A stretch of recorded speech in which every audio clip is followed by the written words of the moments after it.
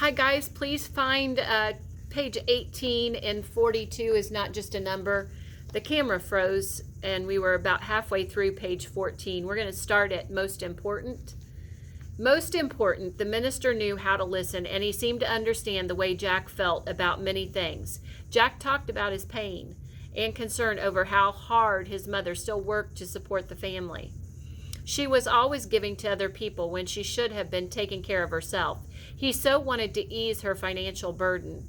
But as a college student working part-time, he earned only enough for his expenses. Jack knew how much Mally valued education, but he felt uncertain about staying in college. The Reverend Carl Downs did not solve Jack's problems, but his warmth and concern helped Jack cope with his difficult feelings. The teachings of the church became central to Jack's life. He began to understand the power of faith. He began to believe that what his mother believed, that faith in God would help him navigate his way through life. Before going to sleep every night, Jack kneeled at the side of his bed and said his prayers. As Downs had hoped, Jack brought his friends to the church, and it became a center of social and athletic activities. There were dances and badminton and basketball games. Jack's tie to the Reverend Carl Downs became stronger and stronger. No matter how tired he was from playing football on Saturday, Jack got up early every Sunday to teach the younger children in Sunday school. Chapter 6, University Life, February of 1939 to March of 1941. When we talk about text structure, how is this book organized? If you said chronological order, you are correct. It gives the time frame for each chapter, and it's set up through chronological or time sequential order. Okay? Local reporters writing about Jack's remarkable athletic exploits at Pasadena Junior College had given him the nickname Jackie, and it stuck with the fans and friends. His 2 years at junior college had come to an end, and he was ready to transfer to a 4-year college. Jackie knew that if he were white, he would have been swamped by athletic scholarships offers. USC, the University of Southern California, did offer him a football scholarship, but it was well known that its coach was prejudiced, and Jackie would likely end up on the bench for most of the football season. The University of Oregon, where Mac studied on an athletic scholarship, reached out to him, but Jackie didn't want to go that far from home. His brother Frank, Jackie's greatest fan, encouraged him to go to UCLA, the University of California at Los Angeles. Tuition was free, and the sports department welcomed talented black athletes. Halfback Kenny Washington and receiver Woody Strode were already football stars there, and if Jackie played football, he wouldn't have to spend money for lunch. Athletes ate for free at UCLA's training table. So on February the 15th, 1939, Jackie drove his rickety old Plymouth the 25 miles to UCLA to start his junior year as a commuter, meaning he was going to drive back and forth. A commuter is somebody who commutes or goes back and forth. Like Pasadena Junior College, UCLA was not officially race segregated, but Jackie and the 49 other black students knew their place on the campus of 9,600. It went without saying that they would socialize only among themselves. They would not be invited to campus parties. They would never have a black professor or instructor. Even if Jackie had the money to live near campus, he couldn't. African Americans were restricted from living in the neighborhoods around the university. Though his tuition was free, Jackie still needed a job to earn money for gas and incidental expenses. The only jobs the university offered black male students were janitorial, so Jackie took one. Unexpectedly, 2 owners of an off-campus bookstore who did not share the university's prejudices gave him a second job. UCLA's coaches were disappointed when Jackie announced that he would not play any sports in his first term in order to focus on his studies. But when the next term came, he tried out for football and made the team. Fans thronged to see Jackie Robinson, Kenny Washington, and Woody Strode lead UCLA to 6 wins and 4 ties for an undefeated season. Jackie dazzled fans with his speed and baffled his opponents with his sudden moves and fakes. When football season was over, Jackie turned to basketball. Fans cheered as he twisted and turned, dribbling the ball down the court. He shot well from anywhere, rarely missing the hoop.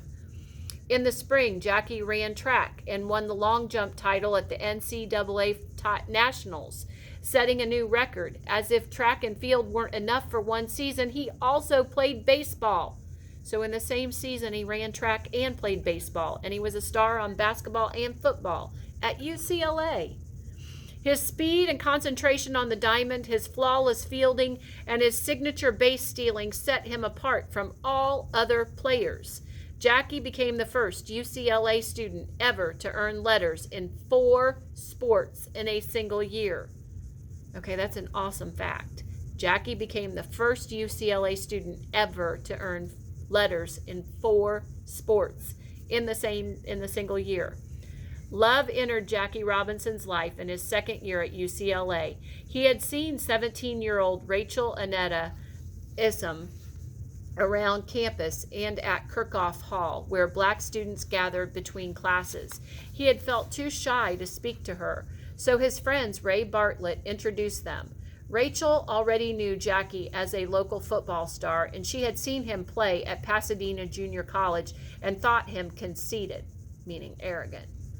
But his smile and confidence warmed her to him now, and they began dating.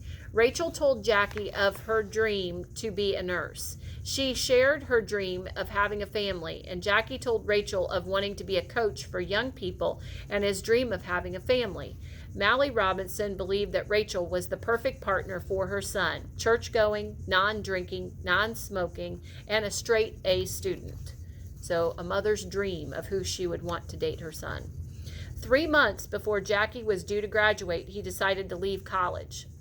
His brother Frank had died in a motorcycle accident 2 years earlier, and Frank's widow and 2 children were now living in the Robinson home on Pepper Street, along with Willa Mae, Edgar, Mac, and Mac's wife.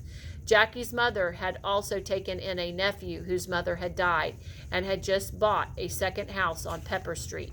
For 22 years, Jackie's mother had bent over people's beds, sinks, and toilets, cleaning up their messes. Before that, she had bent over crops in the fields. It was time for her to be taken care of, time for her to stop giving so much to everyone else in the family. Jackie decided he would get a full-time job to help his mother and to save enough money to marry Rachel. He would coach kids. Maybe he could supplement his income and satisfy his love of sports by playing semi-professional baseball. Everyone close to him, the Reverend Carl Downs, his coaches, his mother, and Rachel, tried to convince him not to leave school. UCLA offered him extra financial support if he would stay on, but he wouldn't be talked out of leaving. He had garnered awards for his brilliant athletic achievements, but had no future in professional sports. No black athlete did. He saw no point in being in school any longer. The United States was still in an economic depression. To help unemployed Americans, the government had created public works jobs, and millions of Americans were constructing public buildings, roads, parks, and schools. Jackie got a job with the National Youth Administration as an assistant athletic director at a job training camp in Atascadero, California. But within 3 months, the government ended the program. Jackie then managed to get a day job working construction at the U.S. Naval Base at Pearl Harbor in Oahu, Hawaii. His night job was playing for a semi-professional football team there. It felt good to be sending money to his mother, but the construction job didn't last long. Neither did playing semi-professional football. An old football injury in his right ankle flared up, and he played poorly. Homesick and disappointed, he left Pearl Harbor on December the 5th, 1941.